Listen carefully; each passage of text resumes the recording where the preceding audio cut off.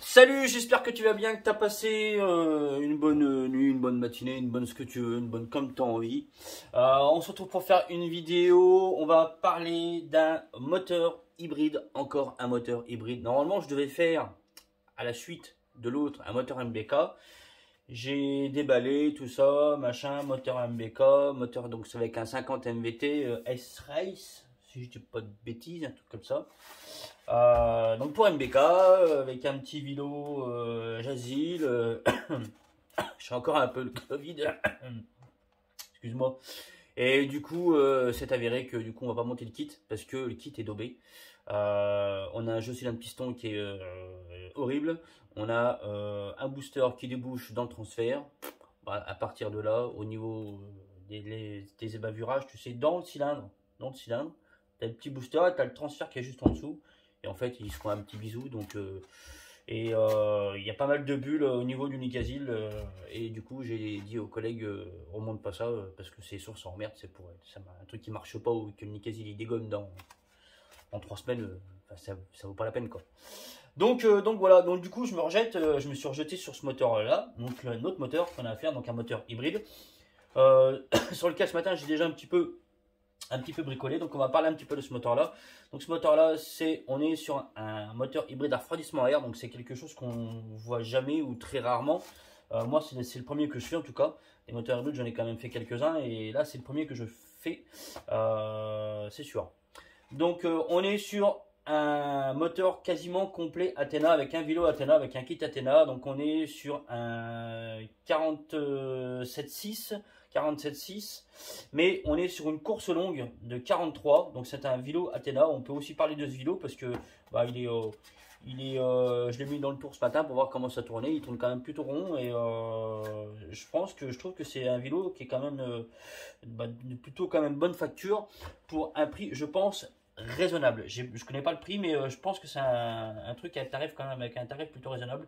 Et Athena, Athena c'est quand même c'est pas, on n'est pas sur de la gamme mal aussi, mais ça reste quand même plutôt une bonne gamme. Athena fait pas mal de pièces moteurs pour même des grosses motos, tout ça, donc c'est pas non plus du Versal, tu vois ce que je veux dire.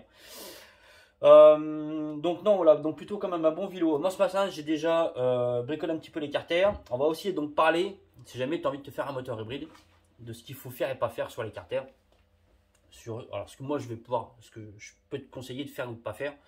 Et on va aussi un petit peu parler du coup de ce que moi j'ai bricolé déjà ce matin dessus. J'ai déjà pris pas mal de codes, tout ça, un petit peu machin. Donc on va aussi parler un petit peu de tout ça. On va commencer par les carters.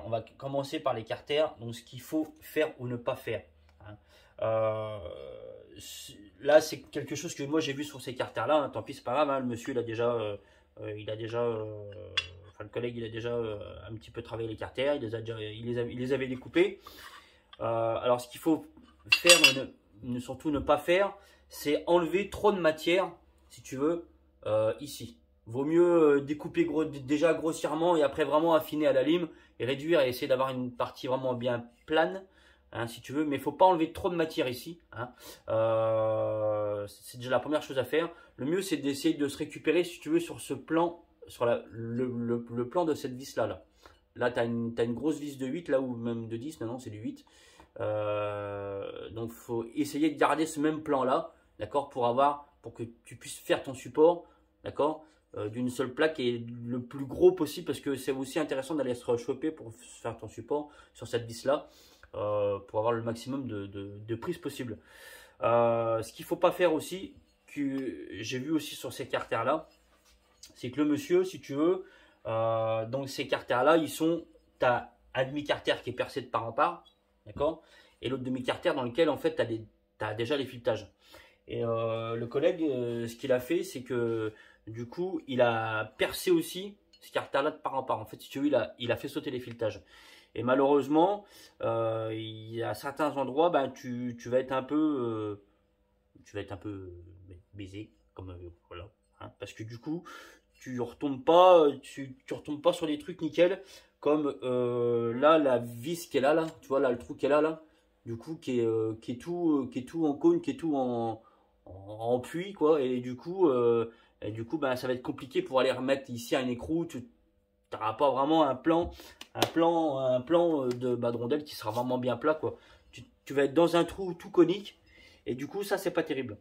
Le mieux, c'est vraiment essayer de garder les filetage qu'il y a dessus, hein. C'est vraiment, faut servir des filetages qu'il y a déjà d'origine dessus. Faut pas aller rechercher à percer de part en part. Là, le collègue, si tu veux aussi, alors il y en a qui ont fait ça aussi un petit peu dans le début de l'hybride, c'est que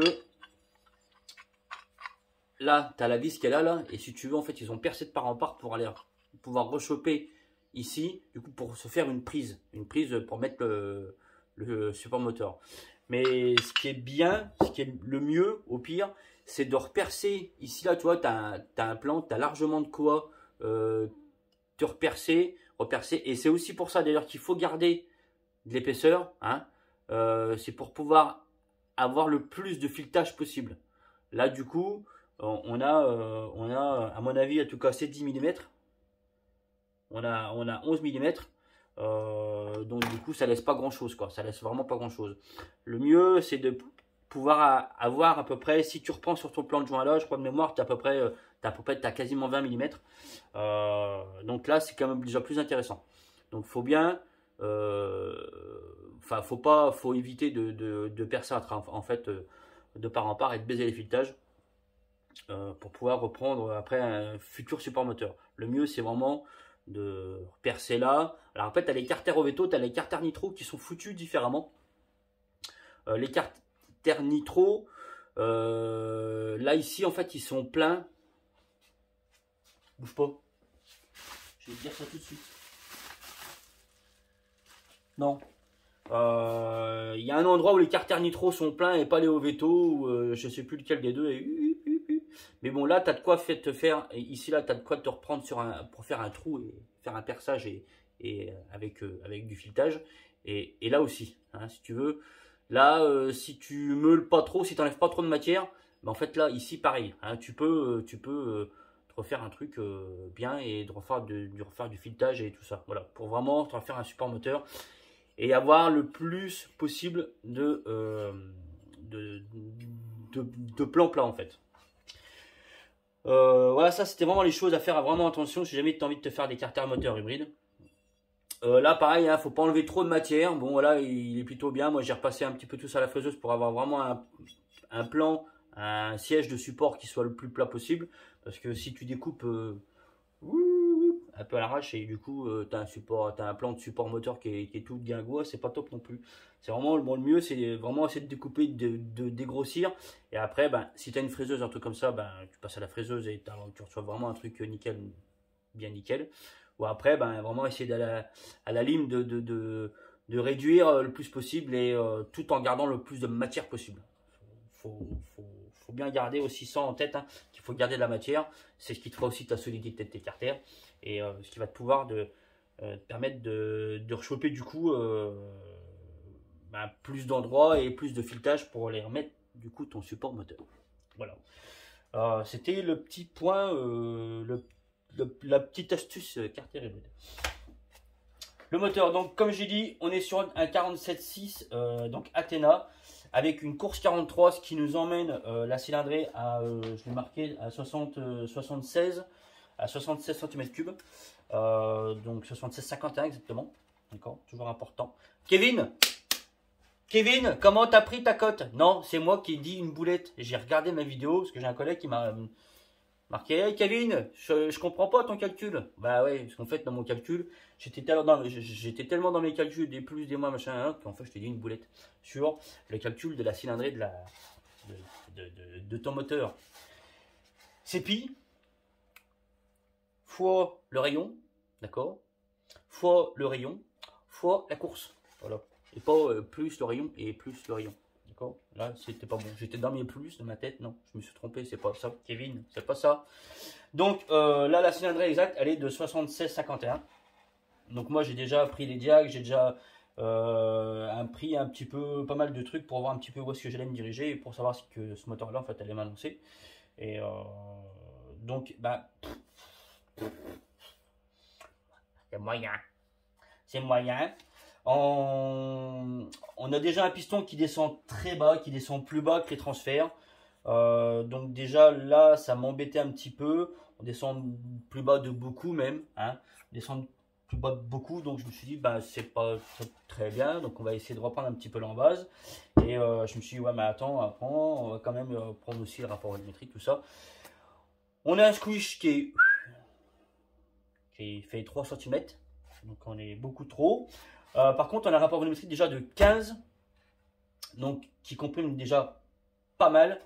Peut-être même trop pour moi, pour un refroidissement à air comme ça, en plus qui sera mis sur une mobilette, donc il n'y aura pas de ventilation forcée si tu veux. Donc il a peut-être un peu tendance à chauffer. Donc le but c'est ce que je pense, hein, je me laisse encore un petit peu le temps de réflexion sur la direction que je vais me donner sur ce moteur là. Mais je vais quand même reprendre un petit peu l'embase. Je vais reprendre un petit peu l'embase pour redescendre un petit peu. En plus, si tu veux, les transferts à l'intérieur, le transfert A et le transfert B, en fait, ils débouchent tout droit. Ils sortent comme ça. Et on est aussi sur des diags de un petit 190-130, un petit 190-130. Donc bon, je vais reprendre l'embase, je vais redescendre un petit peu, ça va encore redescendre mes diags. Je suis d'accord, mais ce qui va me permettre moi aussi après derrière d'aller retravailler mes transferts et d'aller choper aussi un peu de diag au passage. Et pour retomber, je pense à peu près 190-130. Mais ce que je vais pouvoir faire aussi, c'est pouvoir redonner de l'angle, si tu veux, à mon transfert, à mes deux transferts A. Les transferts B derrière, je vais les laisser tirer tout droit. Par contre, eux, je vais les redescendre, mais à plat.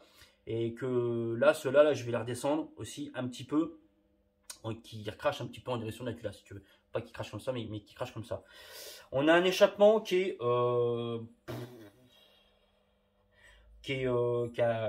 la même forme partout, si tu veux. Il est ovale, il est tout le long du conduit, il a la même dimension partout. Voilà. Alors, il est déjà assez large, donc je vais pas le rélargir, parce que ça peut finir par être dangereux. C'est un coup, parce que le segment il passe dedans, donc là c'est pas le but. Donc je vais le laisser, je vais pas le mettre plus large que ça. Non, par contre c'est pareil, hein, le fait de redescendre, je vais redescendre un petit peu mes diags. Mais ce que je vais faire du coup, c'est que je vais le rechoper un petit peu en hauteur, je vais remettre un petit peu de diag en hauteur. Et ce qui va aussi me permettre au passage de faire un petit bombé, si tu veux, en fait en haut, pour aller lui donner un petit peu de couple à ce moteur là, parce que je pense qu'il en a pas beaucoup. Je pense.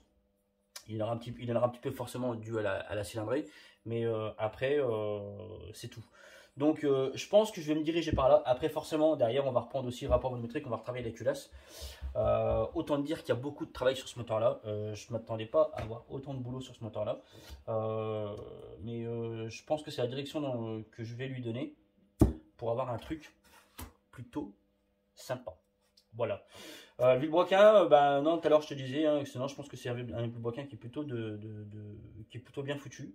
Donc si jamais tu as envie de te faire une petite config et de te monter un 70 en course 43 ou voire 44, et ben je pense que ce course 43 est bien. Il y a des fois certaines personnes, il y a des gens qui montent des 70 en course 44 hein, pour passer ça en 77. Avec beaucoup de vélos top perf, hein, parce que c'est des vélos qui sont quand même costauds, qui sont quand même pas chers. Mais je trouve aussi intéressant du coup de le monter avec avec ce Vilebrequin là, on est sur une bielle de 85 aussi. Donc non, je pense que voilà, c'est un vélo sympa et qui mérite d'être monté. Je me laisse encore un petit peu de temps de réflexion sur ce moteur là. Je pense qu'on la réflexion de quelques heures, de plusieurs heures même, pour vraiment être sûr et essayer de discuter un petit peu avec le propriétaire et pour voir vraiment où est-ce qu'on va aller. Et après, je reviendrai vers toi pour une nouvelle vidéo. J'espère que voilà, bon, tu as passé un bon week-end et puis tout ça, et puis tout ça, et puis tout ça. Je vais te laisser, c'est tout. J'ai fait le tour. Je vais aller manger. Je commence à avoir un petit creux. Et puis voilà. Et puis on se retrouve bientôt. Je te souhaite une bonne journée. Je te dis à bientôt, poteau. Et c'est tout. Bonne journée.